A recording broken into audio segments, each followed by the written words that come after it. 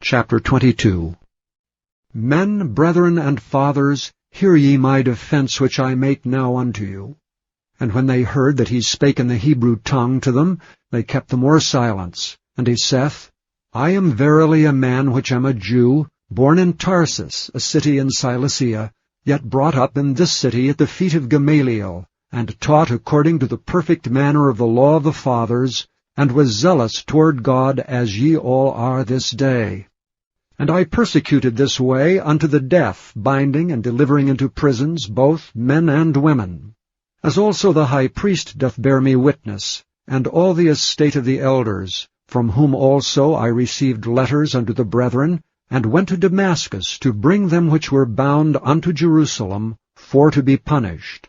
And it came to pass, that as I made my journey, and was come nigh unto Damascus about noon, suddenly there shone from heaven a great light round about me. And I fell unto the ground, and heard a voice saying unto me, Saul, Saul, why persecutest thou me? And I answered, Who art thou, Lord? And he said unto me, I am Jesus of Nazareth, whom thou persecutest. And they that were with me saw indeed the light, and were afraid, but they heard not the voice of him that spake to me.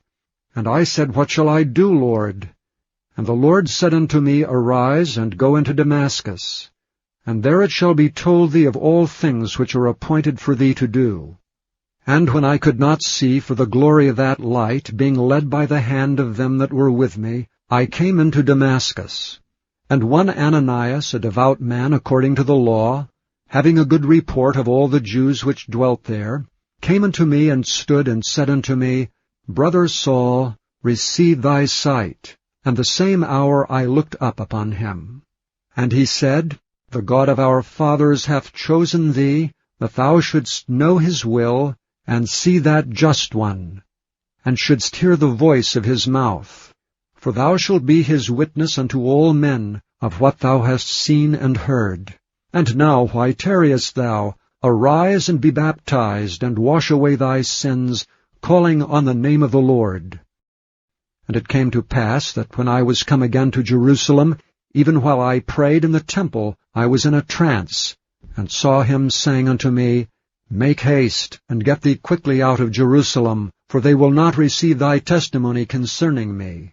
And I said, Lord, they know that I am prisoned and beat in every synagogue them that believe on thee. And when the blood of thy martyr Stephen was shed, I also was standing by, and consenting unto his death, and kept the raiment of them that slew him. And he said unto me, Depart, for I will send thee far hence unto the Gentiles.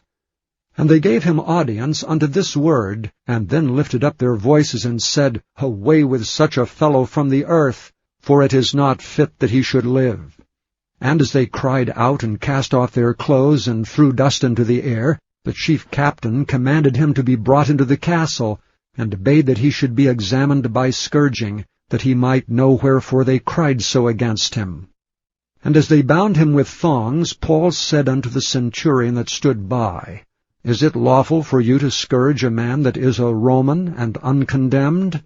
When the centurion heard that, he went and told the chief captain, saying, Take heed what thou doest, for this man is a Roman. Then the chief captain came and said unto him, Tell me, art thou a Roman? He said, Yea. And the chief captain answered, With a great sum obtained I this freedom. And Paul said, But I was free-born. Then straightway they departed from him which should have examined him. And the chief captain also was afraid, after he knew that he was a Roman, and because he had bound him. On the morrow, because he would have known the certainty wherefore he was accused of the Jews, he loosed him from his bands, and commanded the chief priests and all their council to appear, and brought Paul down, and set him before them.